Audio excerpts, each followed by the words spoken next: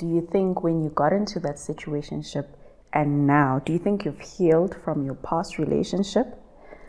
A marriage is a lifelong commitment. You know, you don't just marry someone willy-nilly.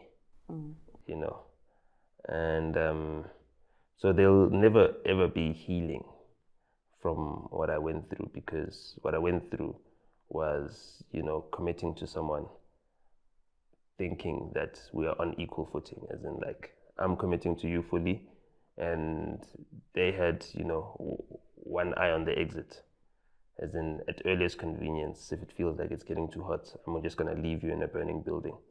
And being abandoned in a burning building is something you'll never heal from. It makes it very difficult to trust yourself in such a situation where you give someone so much power over your life. Again. So, yeah. There'll never be healing from that. But, I'll never stop giving people the benefit of the doubt. Yeah. But it has to be a special person. Do you think, what do you think you could have done better, To save my marriage? Yes. Choose someone better. That's it. But you chose, the minute you said I do to this person, it Yeah. must have meant this person I thought they could handle it.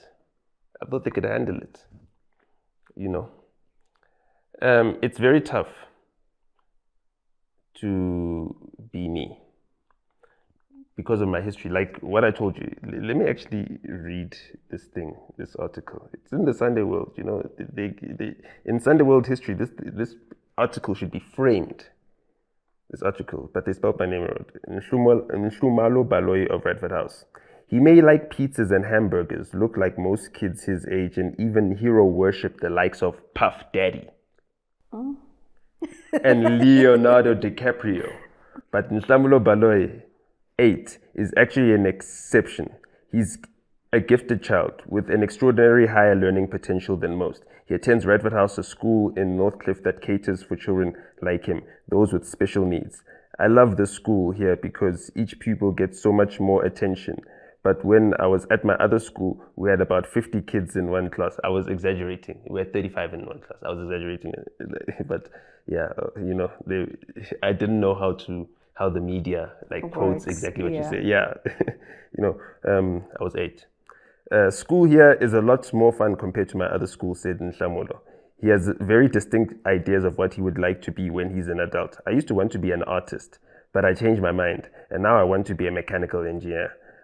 I won't really miss drawing because this type of job involves drawing as well. I think we would have a greater, much bigger country if there were no wars so many years ago. We would have also been much more stable with hardly any crime. Nhlamulo's passion is space and technology, and he continued to rattle off about the latest high-speed fighters which were owned by the US. Like everybody else, though, he gets frustrated. I don't like it when I get treated like a baby. I can speak to anyone, even my 22-year-old sister, and have really long, serious conversations. Yeah, and she was studying electrical engineering. She's now one of the top engineers at Eskom Distribution right now. That's the sister that I was referring to then.